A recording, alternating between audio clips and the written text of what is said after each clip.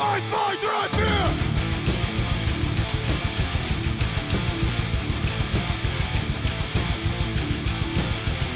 From the Riffs! Hey, welcome back to From the Riffs. We're here at day 2 of the Palladium Open House. And I'm sitting here with Mark Oberle, Big Will Johnson, and behind the camera, one more time, Carmen Blair. That was delayed. Anyway, so we've been talking with Palladium artists and writers, getting you guys that inside scoop. Mr. Oberle here is a writer, and he's going to tell us a little bit about himself, and maybe how he got started in the biz, and the whole, 411. So go ahead, tell us more about yourself, man. Wow, that's kind of putting me on the spot. Just a little bit. Yeah, right. Well, I guess kind of the most important thing right now is I'm currently, finishing up my master's in clinical psych, which doesn't leave me a whole lot of time to be a writer, unfortunately. But that's gonna be changing here pretty soon. Mm-hmm. Once again, the writers seem to be educated.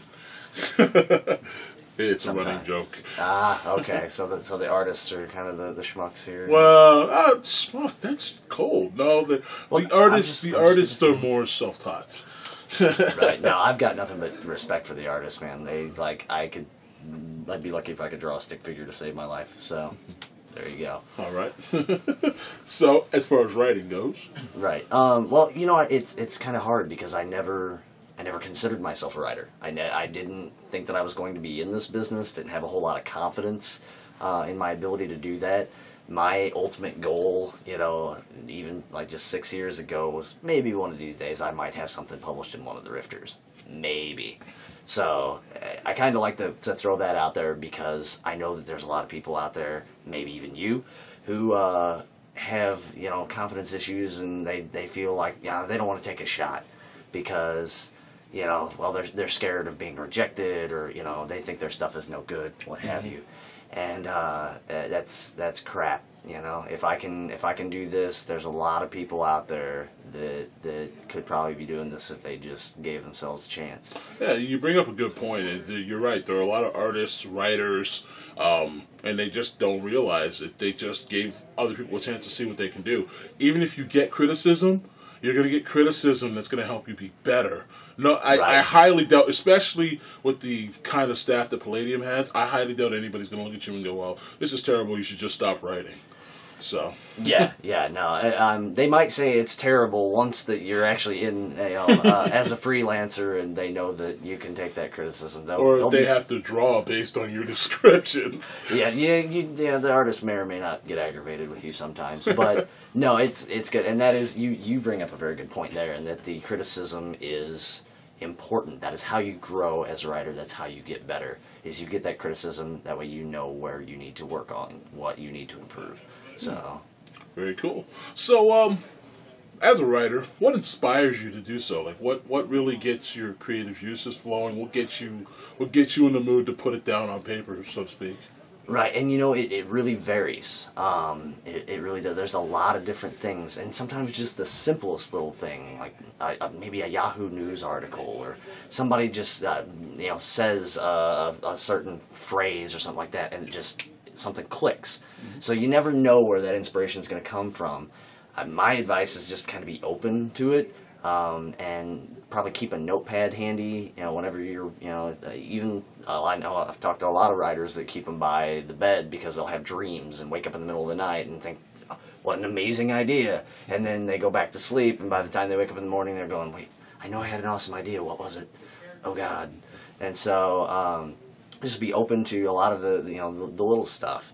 And, like I said, news, and other books and movies and that kind of stuff. Some people might kind of freak out because they're afraid that they're going to, steal someone else's ideas or be too influenced. But, as long as you kind of, monitor that, and if you, hand it off to other people to read and they go, wow, this is maybe a little bit too much like this or that, maybe be able to trust that. But yeah, it is so many different things that can inspire and influence one to write something. Okay. So, describe your working process. Like, are you a daytime guy, nighttime guy? Because that seems to be it's a thread we're following. Right. We're trying to get a consensus of that. And also, when you are, hitting the keyboard or whatever, any kind of music you like to listen to or whatever, Right, and I'm a night owl. I am nocturnal. I do probably my best writing in between like 1 and 5 a.m. Not very conducive whenever I had classes the next day, but sometimes that's a sacrifice you gotta make. And as far as like the work environment, the music, that kind of thing, I tend to need to be kind of secluded by myself. Nobody, talking in the background, no loud noises. But stuff, if I'm listening to music, for the most part, I'm like Kevin in that I can't have anything with lyrics, because I also have a little bit of amateur vocalist stuff in background choir and that kind of thing, and so my brain will focus on singing along with the song Right. rather than writing what I need to be writing.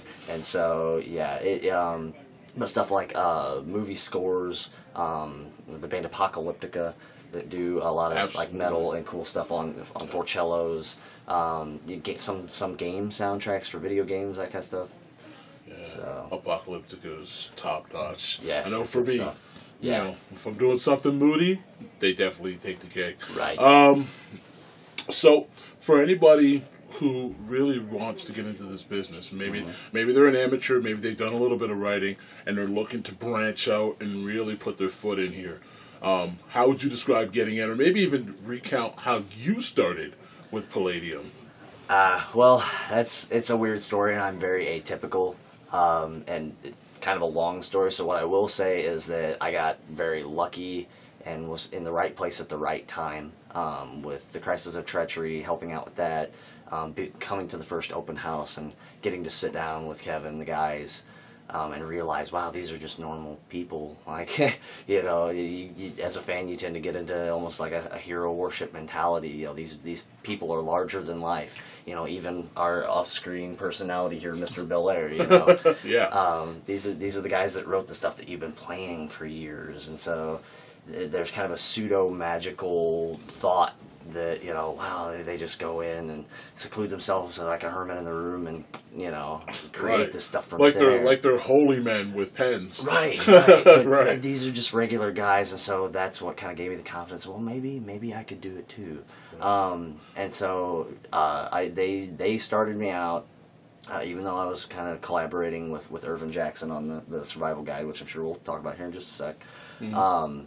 They started me out. They wanted me to do stuff for the Rifters, and so that really is my advice. If someone wants to get in and try and do stuff for Palladium, write something relatively short, 5 to 20 pages maybe. Submit it to the Rifter. That way, even if it doesn't fly, you're not wasting 6 months of your life on something that's never going to see the light of day. And the Rifter will let them know, kind of where your writing style's at, what level you're at, how well they can work with you, and if you can prove that you're consistent and you've got the chops to do it, then they'll talk to you about, hey, well, maybe you should write a book. Like, what are your ideas? Pitch us some stuff. Right. Now, if you could you rattle off a few of the Rifters that you've been in, and maybe a couple of the books? Right. And I haven't been very prolific so far, because again, that graduate degree has really sucked away a lot of my life. But started out Rifter 39, which was one of the swimsuit editions. Then 43. Not a bad place to start, by the way. Right. Especially with art by Mike Muma. Just don't tell him I said that. Oops. 39, 43, 44, 48, and 50. 50 is really the one that I wrote substantially for. Other stuff is either character vignettes or stuff that was cut from the survival guide.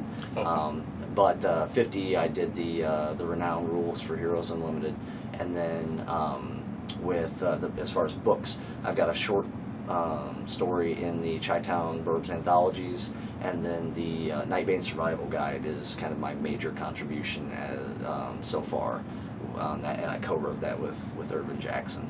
So that's kind of my catalog so far. I've got another manuscript in the process right now. Okay. Do you yourself roleplay, or did you roleplay in the past? I did indeed. I started with Rifts back in 96, something like that, 97. And so, yeah, I was certainly a fan first. And again, never considered being a writer, and just kind of slipped in, fell into this business, and people for some reason seem to like my work, so I keep doing it. It's very humble. It is. I'm just, I have to be.